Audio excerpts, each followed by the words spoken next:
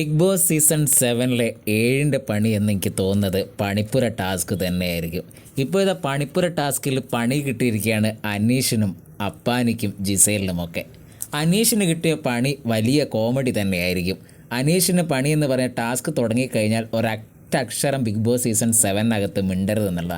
അപ്പം തന്നെ അനീഷ് ആ ഒരു ചോദ്യത്തിന് മിണ്ടുന്നില്ല. അപ്പോൾ ബിഗ് ബോസ് പറയുന്നുണ്ട് ടാസ്ക് തുടങ്ങിയിട്ടില്ല, ഇപ്പം സംസാരിച്ചു വന്നു. പക്ഷേ അനീഷ് സംസാരിക്കാൻ കൂട്ടാക്കുന്നില്ല.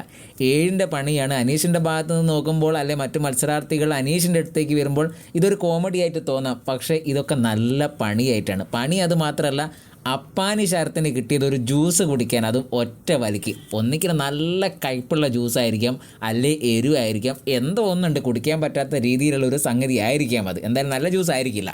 നല്ല ജ്യൂസ് എന്ന് പറയുന്നത് ടേസ്റ്റി ജ്യൂസ് ആയിരിക്കില്ല.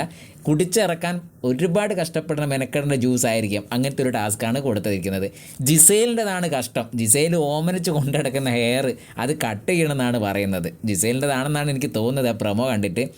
ഇത്തരത്തിലുള്ള പണിപ്പുര ടാസ്ക്കാണ് ഇപ്പോൾ ബിഗ് ബോസ് 7ൻ്റെ പണിയായിട്ട് ഇവർക്ക് കൊടുക്കുന്നത്. ഇത് തന്നെയല്ലേ ശരിക്കും ലാലേട്ടൻ പറഞ്ഞ 7ൻ്റെ പണി?